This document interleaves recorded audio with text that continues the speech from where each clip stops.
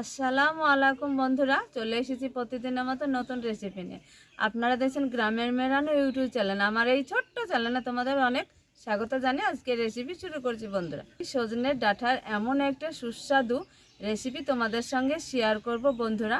মাছ মাংস চাইতে এই সজনের ডাঁটার রেসিপিটার এত স্বাদ, গোটা বছর জুড়ে স্বাদটা মুখে লেগে থাকবে।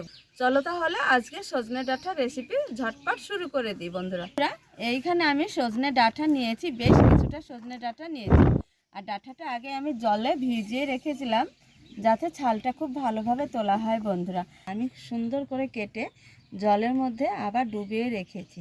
এইবার এই যে সজনে ডাঁটার গায়ের ছালগুলো আমি এক এক করে তুলে নিব। আমি গোটা গোটাই মশলা দিয়ে আজকে রান্না করব, আজকে পাউডার মশলা ব্যবহার করব না। এইখানে আমি চাল মগজ নিয়েছি। এই চাল মগজ দিয়ে যদি সজনে ডাঁটা রান্না করা যায় বন্ধুরা, 7 বছর জুড়ে মুখে লেগে থাকবে। আর দেখো আমি পেঁয়াজ, আমি 3টে পেঁয়াজ কেটে নিয়েছি, বেশ কিছুটা কাঁচা মরিচ আর একটা রসুন ছাড়িয়ে নিয়েছি, আদা আমি টুকরো করে কেটে নিয়েছি। আর এইখানে দেখো মেথি দানা একটু আমি ভেজে নিয়েছি। এই মশলাতে আমার পুরো রান্না হয়ে যাবে বন্ধুরা। তো মশলাগুলো আমি শিলপাটায় বেটে নিব। তো বন্ধুরা উনুন জ্বালিয়ে উনুনে কড়া দিয়েছি। কড়াতে প্রথমে দিয়ে দিব জল। সজনে ডাঁটাগুলো গরম জলে দিয়ে একটু ভাপিয়ে নিব। এইভাবে একটু জল দিয়ে প্রথমে ভাপিয়ে নিতে হবে। সজনে ডাঁটা জলের সঙ্গে ভাপিয়ে নিয়েছি, সামান্য একটু লবণ দিয়ে দিব। সামান্য হাত ঝাড়া একটু লবণ দিয়ে দিয়েছি, একটু ভাপিয়ে নিয়েছি। আর এই ভাপানো জলটা আমাদের পরবর্তী কাজে লাগবে বন্ধুরা, রান্নাতেই। এবার আমি ঢেলে নিব। এখানে রান্নার সরিষার তেল, বেশ কিছুটা তেল দিয়ে দিব করে নিয়েছি। এইখানে 1 চামচ গোটা জিরে ফোড়ন দিয়ে দিব শুকনো একটা লঙ্কা। 3টে যে আমি পেঁয়াজ কেটে রেখেছিলাম, কুচানো পেঁয়াজগুলো তেলে দিয়ে দিব।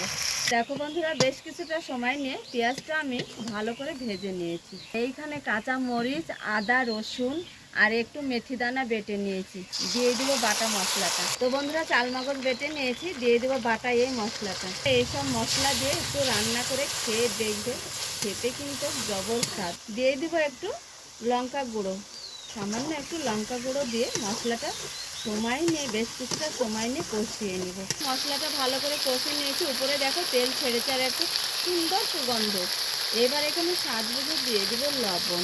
এবার যে সজনে ডাঁটা ভাপানো একটু গরম জল আছে, সেই জলটা দিয়ে দিব। ওদের বলেছি যে গরম জলটা পরে আমাদের রান্নায় লাগবে, দিয়ে দিয়েছি গরম জলটা।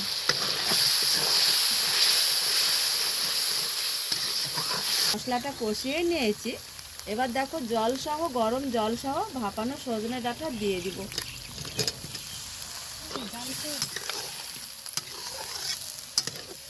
খুব সুন্দর করে ডাঁটা দিয়ে আবারও কষিয়ে নিব ডাঁটাটা। এবার আমি ঢাকা দিয়ে একটু রান্না করে নেব বন্ধুরা। এইখানে আমি হলুদ ছাড়া রান্না করেছি, তোমরা এইভাবে রান্না করে খেয়ে দেখবে।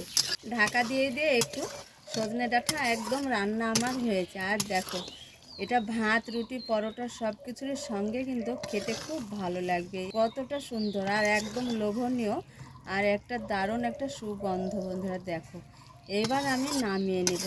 সজনে ডাঁটা রেসিপি একদম আমাদের কমপ্লিট। আর দেখো কতটা লোভনীয় করে রান্না করেছি। এইভাবে তোমরা রান্না করে খেয়ে কমেন্ট করতে যেন ভুলো না বন্ধুরা। দারুণ স্বাদ হয়েছে এই রেসিপিটার। বন্ধুরা, আজকে সজনে ডাঁটার রেসিপি তোমাদের কেমন লেগেছে? যদি ভালো লাগে অবশ্যই কমেন্ট করতে ভুলো না। চ্যানেলটা সাবস্ক্রাইব করে আমাদের সঙ্গে থাকো। রেসিপি শেষ করছি। যেখানেই থাকো ভালো থাকো, সুস্থ থাকো। তোমাদের টাটা।